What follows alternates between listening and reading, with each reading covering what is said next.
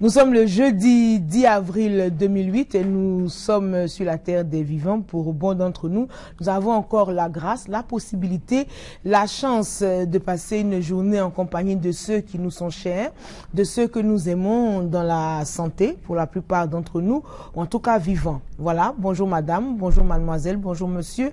Bienvenue sur la première, bienvenue à Matin Bonheur, notre rendez-vous de tous les matins, donc consacré à la bonne humeur, consacré aux informations et surtout consacré au petit déjeuner. Et oui, comme tous les matins dans le monde entier, eh bien, il faut prendre son petit déjeuner si on veut que la journée se déroule pour le mieux.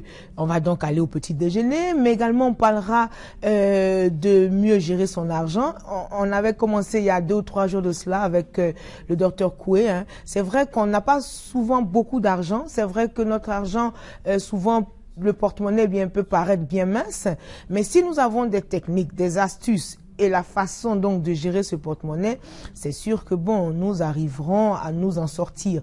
Et le but donc de la présence du docteur Koué depuis un certain temps sur notre plateau, c'est de nous aider, c'est de vous aider à mieux gérer ce que vous avez, qu'il soit peu, qu'il soit moyen ou qu'il soit gros comme revenu, le truc c'est de bien le gérer. On va en parler tout à l'heure. On aura du sport bien sûr et puis nous espérons recevoir vers la fin de cette émission le pasteur Emmanuel Apata qui est chantre. Avec lui donc nous parlerons du rôle, de la place du chantre dans la société et de ce que la société pourrait attendre de lui. Voilà pour le programme de ce matin. J'espère que vous serez là jusqu'à 9 h. Tout de suite, on part au petit déjeuner. Voilà, nous sommes de retour en studio après notre petit déjeuner. Il était très très bon. Hein. Le playback, il était pas mal. Ça, je peux vous le garantir. Mais bon, puisqu'on peut pas manger à l'antenne avec les doigts, donc on a dû le faire pendant le journal. Magnifique. Là, il y a Marcel Billet qui est en train de le finir là. Magnifique. Et dans le studio, il y en a qui sont en train de... Eliane Lago a réservé donc on va dire le récipient entier. Voilà. Donc c'est ce qui se passe en studio. Juste pour vous informer, amis de la première. Nous, on va revenir donc à notre sujet avec le docteur Koué. Bonjour docteur. Bonjour. Voilà. Avec vous donc qui êtes expert donc en finances personnelles, n'est-ce pas? Et en gestion donc du budget familial, on va essayer de donner encore des astuces pour que les uns et les autres puissent mieux profiter de l'argent qu'ils ont. Parce qu'on l'a dit ici, il ne s'agit pas de gagner peu ou de gagner beaucoup, il s'agit de bien utiliser ce qu'on gagne. C'est exact. C'est exact. Et le but de votre présence ici, donc, c'est de nous donner quelques petits conseils. On va juste faire un rappel pour déjà définir le budget.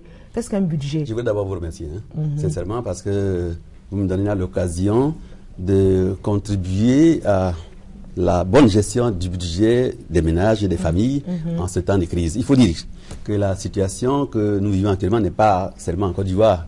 Elle est vécue par le monde entier. Cependant, chaque pays a ses stratégies, chaque pays a sa façon d'aborder ces dossiers-là. Alors, pour essayer de diminuer les prix, de réagir au prix des produits de première nécessité qui augmentent de jour en jour, même le commerçant fait ses stratégies. Alors, le consommateur, lui, il fait quoi? Il faut également qu'il développe sa stratégie, il faut qu'il change de mentalité, il faut qu'il change de comportement en émo, s'il veut vraiment que son budget suffise pour nourrir convenablement sa famille. D'accord. Et on va commencer déjà par donc le point essentiel, c'est le budget. Tout à fait. Déjà. Donc on ne peut pas gérer une famille ou alors même un individu sans avoir donc qu'un budget. Voilà. Sans avoir un budget. C'est un instrument de discipline d'abord. Elle nous permet de prévoir ce que nous voulons faire demain ou après-demain ou dans un an, peu importe. Ça dépend de l'importance de la cellule familiale ou de l'unité économique. Alors, le budget, c'est quoi? Le budget, c'est tout simplement un état de prévision qui prévoit les différentes rubriques que nous voulons acheter ou consommer avec notre argent. Donc le budget doit être fait en fonction de ce que nous gagnons. Nous devons donc prévoir nos dépenses en fonction de ce que nous voulons faire. Et bien sûr, ça comprend deux éléments clés. Il y a d'abord le revenu, donc le salaire par exemple, ou bien les dons, ou bien les différents émoluments que vous gagnez, mais aussi les dépenses, c'est-à-dire ce avec quoi vous voulez, pourquoi vous voulez utiliser l'argent que vous avez gagné. Donc tout ça, ça doit être mis dans un schéma qu'on appelle budget, qui comprend donc deux volets importants. Donc, le revenu et les dépenses. C'est-à-dire que j'achète un petit cahier, par exemple, Léonie, puis je mets budget. Voilà. Donc, mon salaire. Budget du mois. Budget du mois. Une date, voilà. Voilà. Et puis, donc, je mets ici mon salaire. Voilà. Ce que je veux en faire. Très bien. Et puis, c'est ça, mais puis les entrées d'argent, c'est ça ou bien? Les entrées d'argent qu'on appelle donc le revenu. Le revenu. Ou bien les recettes, ça dépend. D'accord. Mais de l'autre côté, vous mettez donc les dépenses. Et donc, vous faites la liste un peu de toutes les rubriques des dépenses. D'accord. De tout ce que vous voulez faire avec votre argent. C'est-à-dire que loyer, électricité, l'eau, rouge à lèvres, paille, transport, l'argent d'éponge. C'est le budget de Liane Lagou que je fais. Voilà. En fait. Les chaussures, les boucles d'oreilles. Voilà. Mais il faut dire tout de suite, avant d'oublier, la dernière fois, j'avais beaucoup insisté dessus. La première dépense, c'est toujours l'épargne. D'accord. Quel que soit ce que vous gagnez, vous ne devez pas oublier de faire d'abord la première dépense qu'on appelle l'épargne. C'est-à-dire que dès que on prend le salaire, il faut faire déjà l'épargne. Voilà. Alors pourquoi il faut le dire rapidement? C'est tout simplement parce que les besoins sont nombreux et les désirs également sont illimités. Alors si nous ne voulons pas vivre uniquement pour consommer, que nous devons donc laisser de côté une épargne par laquelle on commence, bien entendu, et qui nous permettra de bâtir, de nous enrichir d'un jour ou l'autre. D'accord. De bâtir un avenir. D'accord. Alors, donc, on a fait le budget. Il est important de faire un budget. Ah, c'est capital. D'accord. Plus l'argent, d'ailleurs, plus l'argent que nous gagnons est petit, plus nous avons intérêt. Nous sommes obligés de faire le budget. Ah oui, c'est capital. D'accord. Et à quel moment on fait son budget? Il faut le faire au début de l'année, ou bien au début du mois. Parce que c'est une prévision, c'est un état de prévision. Donc, il faut d'abord le faire. Et puis ensuite, à la fin du mois ou bien à la fin de l'année, ça vous donne l'occasion de suivre d'abord, bien entendu, et aussi de l'évaluer. Parce qu'il faut évaluer. Ah oui, bien sûr. Parce que ce que vous avez peut-être prévu dans la nourriture, qui pourrait peut-être de 100 ou bien de 100 000 francs CFA, pourrait être dépassé. Ou bien vous pouvez même diminuer un peu les dépenses en deçà de 100 000. Donc, en essayant d'évaluer, vous vous rendez compte que ce que vous avez prévu n'était pas assez, ou bien était trop, et en ce moment, vous vous rattrapez le mois prochain. D'accord.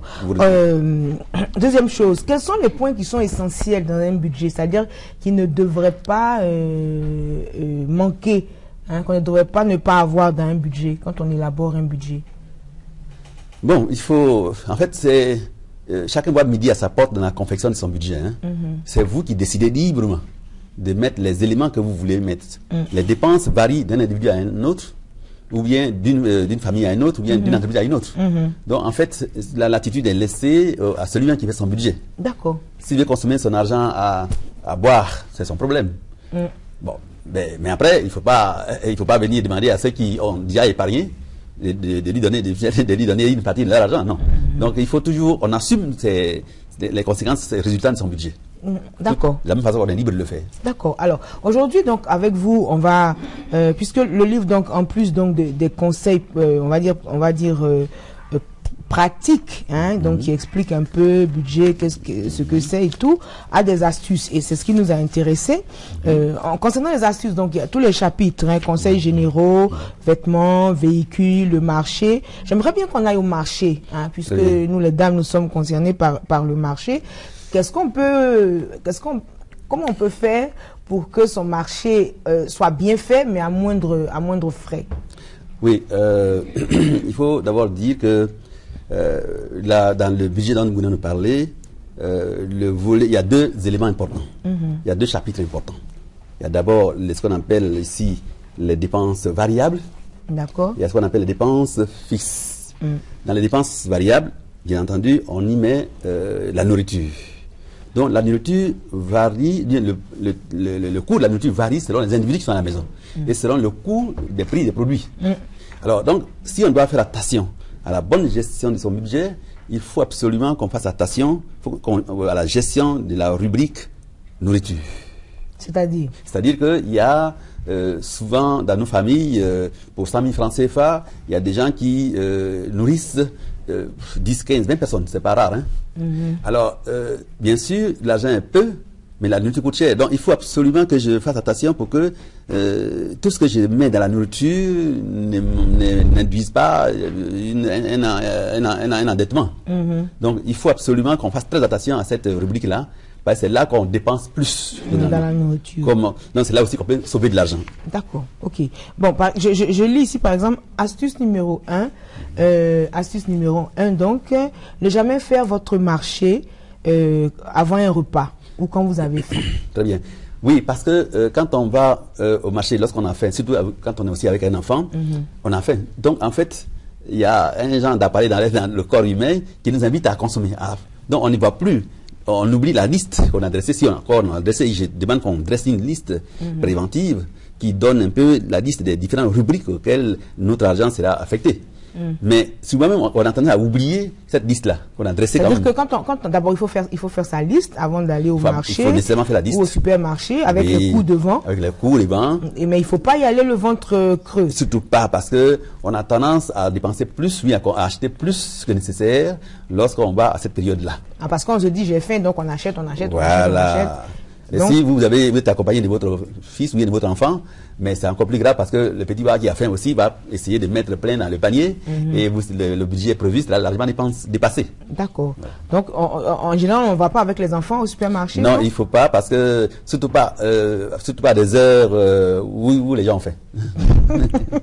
Alors, il faut vous habituer, astuce numéro 2, il faut vous habituer à faire votre marché les après-midi au lieu de le faire le matin. Oui, c'est excessivement important parce que les après-midi, la plupart des vendeurs et des vendeuses faute de dispositifs de conservation, ont tendance à liquider ou bien à réduire le prix pour essayer de couler l'entièreté de leur stock. Donc, et puis bon, les produits temps périssables, bien entendu, ils n'ont pas envie de retourner au marché, à la maison. Voilà. Donc, c'est important.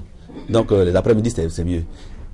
Mais je peux également vous dire, peut-être juste rapidement, il y a des jours où il faut faire attention quand on veut faire les marchés. C'est-à-dire? Il y a le lundi, le mercredi et le samedi sont généralement considérés comme des jours où les choses coûtent le moins cher possible. Le lundi? Le lundi. Le plus cher, vous voulez dire? Non, sont les moins chers. Les moins chers, le lundi? Voilà. Non, attends. Le lundi, le mercredi et le samedi sont les jours où les choses coûtent très cher, pardon. Voilà. Dans les marchés publics. Oui, je me disais bien, voilà. Oui, parce qu'en général... Il y a rareté. Voilà. Tout le monde va faire ses courses le samedi, voilà. Donc le samedi, le marché est un peu bondé, ça c'est vrai. Donc lundi, mercredi, samedi, c'est un peu cher. Oui, parce que aussi le samedi, notamment, la plupart des grandes femmes d'affaires, ou bien les grandes femmes vont au marché et elles... c'est là parce qu'elles n'ont pas le temps dans la semaine. Là. Donc elles vont le samedi pour essayer de faire des stocks à conserver au besoin. Donc le lundi, bien sûr, c'est parce que le week-end est fini, donc les gens ont envie de faire leur marché. Et le mercredi, ça aussi c'est important. Donc souvent, ces 3 jours-là, les choses coûtent très cher. Donc il faut faire très attention parce que bien sûr, il y a une rareté. La rareté se fait sentir, la demande est très forte également. Bon, les jours les moins chers sont le mardi, le jeudi et le vendredi. Bon, bientôt, ils vont devenir des jours chers aussi, parce que comme tout le monde sait, on va tous se rier ces jours-là. Donc, mardi, jeudi et vendredi. Oui, parce que les vivres, généralement, arrivent des champs. Ah, d'accord. Voilà. Donc c'est des jours d'abondance. Ah, d'accord. Dans les notions économiques, plus il y en a, moins ça coûte cher. D'accord. Donc, mardi, jeudi, vendredi, rendez-vous donc au marché, parce que c'est jour d'abondance. Voilà. Moi, je me disais également qu'en début ou en fin de mois, les marchés deviennent un peu plus chers, alors qu'en milieu de mois, les denrées sont moins chères. Oui, parce que l'argent est également rare. C'est toujours la notion de rareté. Plus il y en a, moins ça coûte cher. Donc ça, c'est le principe. D'accord. Donc, préférez faire ses courses en milieu de mois qu'en fin de mois ou qu'en début de mois. Voilà. Préférez donc le mardi ou le jeudi ou le vendredi au lieu du samedi ou du mercredi ou du lundi. Voilà. Il y en a qui peuvent bien sûr faire un stock important. Alors, ce stock-là, s'il vous plaît, ne les exposez pas dans les mains des servantes ou bien des boys cuisiniers et autres. Parce que plus il y en a, plus il y a la tentation au gaspillage est énorme. Donc, il vaut mieux toujours, lorsque vous achetez par exemple un mouton, il faut découper-le et puis emballer-le par portion. selon le nombre de personnes résidant dans la famille. Et ces portions-là doivent être conservées, comptées et suivies en plus. Voilà, ça par contre, en lisant votre ouvrage, je me suis dit que ça va faire un peu compliqué. Alors donc, non seulement il faut estimer, hein, il faut essayer d'estimer ce que mange la famille, hein, par repas, mais également estimer ce que chaque individu mange par repas, et puis faire les paquets de conservation en fonction. Voilà. C'est un peu compliqué, non? Non, c'est pas compliqué du tout, parce qu'en fait, bon, c'est pour ceux qui disent c'est compliqué, bien sûr, ils n'ont qu'à éviter d'acheter les choses en gros. Mais si vous estimez que c'est important, parce que vous gagnez peut-être quelques francs, il vaut mieux découper, connaissant la proportion et la portion que chacun des membres de la famille consomme habituellement, vous les découpez, vous les emballez, et il y a une portion par jour. C'est-à-dire que, par exemple, je sais pas, je dis n'importe quoi, hein. J'ai remarqué que Clément, par exemple, mange pas beaucoup. Voilà. Donc je me dis, bon, lui, il doit manger quoi, 500 grammes de riz, 3 morceaux de viande. Non, le riz, je vais vous en parler, mais mettons, prenons le cas de viande. Voilà, 3 morceaux de viande. Voilà. Donc si je considère que j'ai 3 enfants, que chacun a droit à 3 morceaux de viande, ça fait 9 morceaux de viande par repas. Donc dans mon sachet, bon, papa, il va en prendre 4 parce que c'est le papa. Voilà. Donc 9 et 4, on est à 13. Moi-même, je vais en prendre 4 aussi, bon, 5. Voilà. Donc 13 et 5, on est à 18. Voilà. Dans les servantes, donc on va mettre 5. C'est-à-dire autour de 20 sachets, 20 ou 25 morceaux par sachet. Par sachet. Ça fait le repas de la journée. Vous comprenez tout de suite que c'est ce que je vais mettre à congeler ou à conserver. Et à suivre. À suivre, parce que c'est une entreprise, la dernière fois je vous le disais, c'est une entreprise. Il y a un suivi, il y a une évaluation toujours. Donc c'est important que vous soyez là. Une fois que vous avez fait cette proportion, la division en petits morceaux, vous les conservez et vous les suivez pour éviter que la fille, pour se faire apprécier, mette tout ensemble. D'accord. Dans la même sauce. Mais en parlant du riz rapidement, le riz, il y a des gens qui font beaucoup de repas à la maison et ils réservent pour l'éventuelle visite. Ça, c'est aussi un moyen de consommer ou bien de défoncer votre budget. En principe, quand vous avez un adulte consomme un verre de riz, et la deuxième personne, oui, non, mais il n'y a pas que le riz qu'on mange, il y a d'autres choses. Donc, sinon, il y aura des maladies. Il vaut mieux faire un équilibre dans l'alimentation. Donc, le monsieur, par exemple, peut manger un verre de riz, la femme qui est là, 1,7. Et puis, chaque enfant au-dessus de 10 ans donne 0,5%, et moins de 10 ans, un peu moins. Donc, en fait, quand on programme un peu son alimentation, ça évite d'avoir des restes. D'accord. Ça évite d'avoir des restes. Et puis, quand il y a des restes, c'est souvent, tout le monde n'aime pas du moins les aliments qui restent. Bon, donc, ça évite de dépenser le budget. Et ce que vous avez prévu dans le mois peut suffire parce que vous n'avez pas fait de gaspillage. Ah, d'accord. Alors, on va continuer cette conversation qui est très passionnante. Tout à l'heure, le temps pour nous donc d'aller aux informations, parce qu'il va être 7h30. Ensuite, on aura le sport et puis on revient pour parler avec vous, docteur. Très bien, merci. Voilà, on part donc pour les informations. C'est l'heure du sport sur la première. Roger est là, bonjour. Bonjour. Comment tu vas? Ça va. Ça va bien? Oui, ça va. Alors, quelles sont les nouvelles? Alors, bonjour à tous et à toutes. Merci de l'intérêt que vous accordez à cette point sportive pour vous ce matin. Je vais pas répondre à ma question. On va parler de quoi aujourd'hui? On va parler de football, de volleyball et de basket aujourd'hui. D'accord. Voilà, nous, on revient à notre sujet du jour. Comment essayer, si tu veux, tu peux rester avec nous, passer les 10 dernières minutes donc avec notre invité. Comment essayer donc de profiter au mieux de son argent? On peut dire ça comme ça? Tout à fait. En faisant ses courses. Donc, c'est pas évident, on se plaint que la vie soit chère, mais nous-mêmes, si on a de petits réflexes, on peut essayer donc de grappiller quelques sous, ça et là. Moi, le docteur, tout à l'heure, je veux savoir, pour une famille, par exemple, qui vit à Bobo ou bien à Yopougon, nos familles africaines, comme on les connaît, comment on peut s'y prendre? Parce que là, j'ai entendu le docteur parler de quand on doit manger 3 morceaux de viande pour le père, 3 pour l'enfant, il faut en tout 9 morceaux de viande. Non, c'est ça, c'était un exemple que je donnais. Il a dit il faut savoir les quantités en fait que chacun mange et faire les provisions en fonction des quantités. Mais quand on vit dans une famille avec 20 personnes. Oui, là c'est votre problème, il faut le dire. Parce qu'en fait, vous êtes une entreprise, la dernière fois je l'ai dit. Et une entreprise ne recrute pas plus de monde que nécessaire. Donc si vous avez 20 personnes, c'est parce que vous avez les moyens pour 20 personnes. Donc en fait, il faut toujours tenir compte de son revenu, de ses capacités financières pour essayer de s'engager dans des charges. Donc le budget ici répond à ça. Ça veut dire, docteur, que si un parent débarque et qu'il n'est pas attendu, il faut le lui dire gentiment, qu'on n'a pas les moyens de subvenir à ses besoins. C'est ce que ça veut dire? Ça veut dire ça aussi, mais je veux dire que si il ne prévient pas avant de venir, il est là et puis je mange d'abord. Et puis après, on se donne les nouvelles. Mais d'une part, si tu fais 3 jours, mettons, chez moi, on fait comme aux Zaïre, hein, je te nourris 3 jours, mais après, au-delà de 3 jours, évidemment, il faut que je te mette à contribution, quoi. Ouais. Ah oui, parce qu'il faut que, ça dit, tu n'es plus venu, tu n'es plus un étranger. Même si je t'invitais, tu n'es plus un étranger, tu deviens une personne à part entière de la maison. Et chaque membre de la maison doit participer, mais il doit contribuer à la gestion financière de la famille. Qu'est-ce que tu en penses? Tu es d'accord?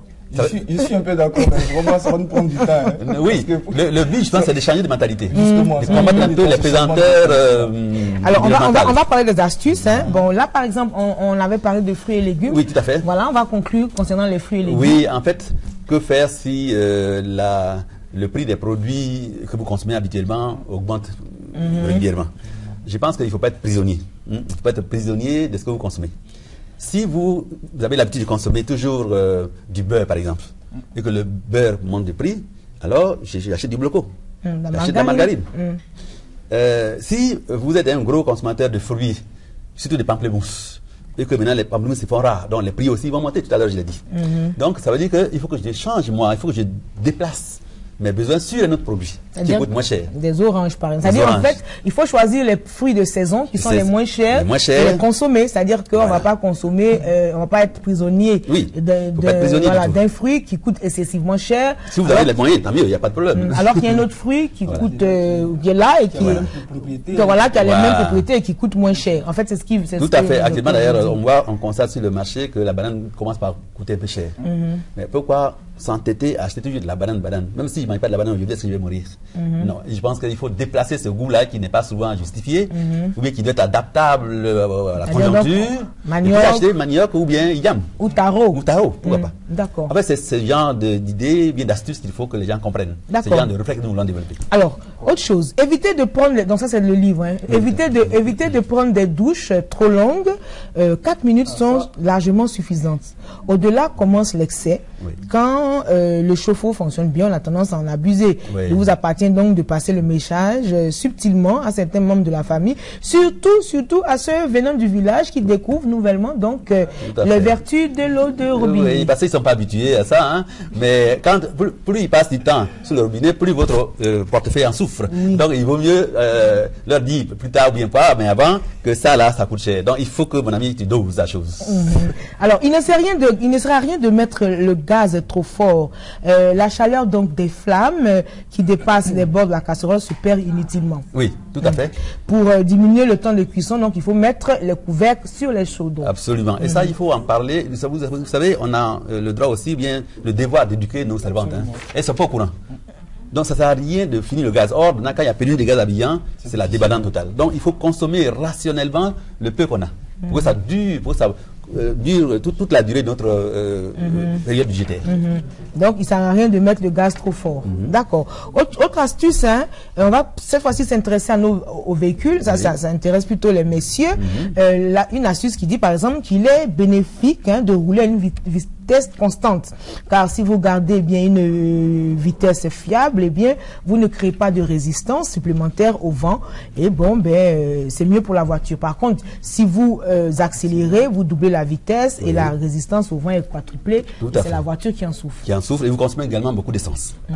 Donc je pense que c'est extrêmement important. Il y a autant, énormément d'astuces de ce genre. Hein. À mon avis, il faut les exploiter une à une pour que vraiment la voiture dont on ne peut plus se passer, et l'essence qui coûte de notre côté plus cher, que nous puissions vraiment toujours rester dans notre budget. Alors, plus votre coffre arrière est lourd, plus votre moteur s'assoiffe. Il faut donc éviter de charger et surcharger inutilement le coffre. Tout à fait. Je dis souvent à ma femme et à toutes nos femmes, nos mères, quand on voyage, on dirait qu'elles veulent partir avec toute la maison. Toute la maison. Oh, il est arrivé à plusieurs reprises à moi et aux autres d'avoir des crevaisons. Bien sûr, il y a la crevaison parce que ça fait plus de poids sur les pneus, mais aussi ça consomme énormément. Donc il faut qu'on arrive aussi à rationaliser parce qu'il y a des coûts, il y a des conséquences. Donc des pneus suffisamment gonflés à la pression, vous dites que c'est pas bien. Insuffisamment gonflé, oui. C'est pas bien.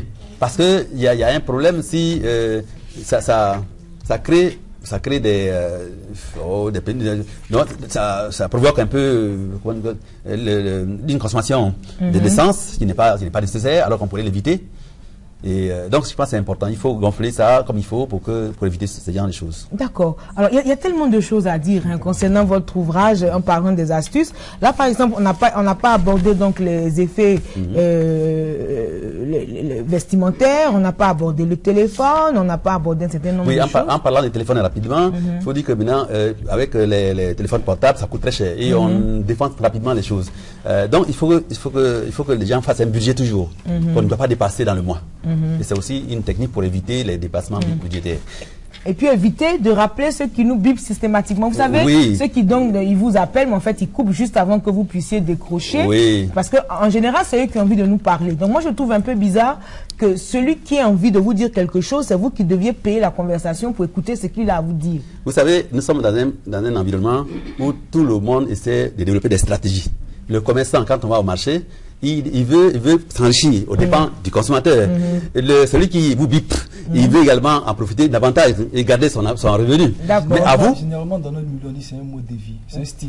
D'accord. Okay. Mais au fond, il ne faut pas qu'on soit plus idiot que l'autre. Par conséquent, il faut qu'on soit plus malin. Et l'Ivoirien, de nos jours, dans ce contexte difficile, doit se montrer plus malin que le commerçant, que celui qui bipe aussi également. D'accord. Je vous remercie d'être passé. Je rappelle donc que vous êtes diplômé de l'École nationale d'administration publique du Québec.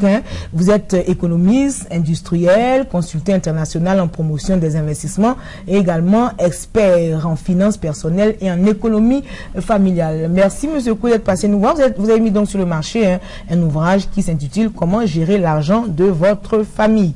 Des astuces donc pour éviter le dépassement budgétaire. On a essayé donc avec vous d'égrener quelques astuces. Oui. Ça a été un bonheur pour nous de vous recevoir. Je pense qu'on se reverra. Merci beaucoup. On se reverra pour encore bénéficier donc de ces conseils. Oui. Qui sont très utiles et qui permettent aux uns et aux autres donc de prendre conscience et, comme vous dites, de changer de mentalité. Oui, il faut changer de mentalité, il faut absolument se reformer et puis éviter surtout de gaspiller en se traitant du budget. Et donc, ce document-là est ma contribution, en tout cas, à la bonne gestion des familles ivoiriennes. D'accord, merci madame de m'avoir invité. Merci à vous d'être passé nous voir. Merci beaucoup à vous. Merci à toi d'être resté avec moi. On s'en va aux informations. Il est 8h et Delphine est prête.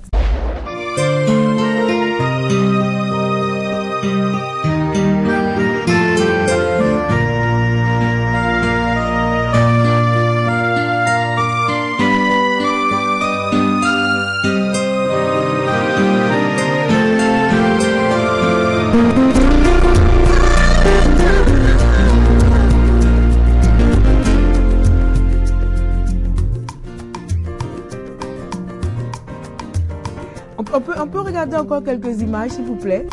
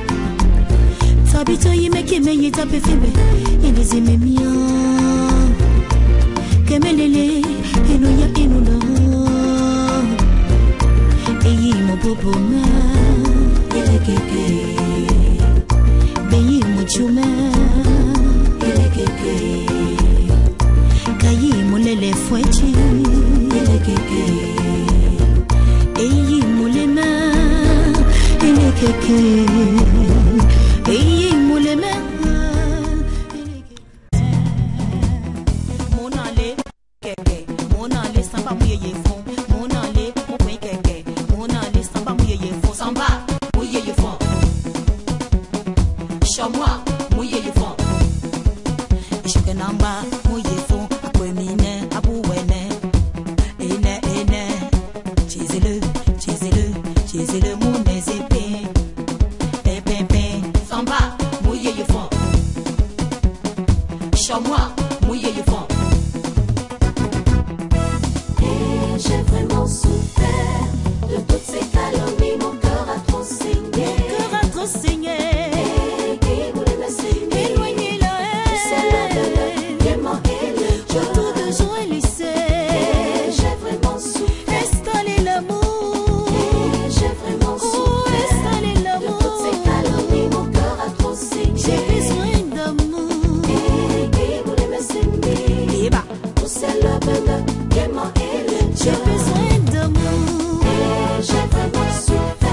Merci à tout le monde d'être resté en notre compagnie depuis 6h40 ce matin. Ça a été un bonheur hein, d'être là. Je vous souhaite une journée de paix, de joie, une journée d'opportunité, une journée où le meilleur est à venir.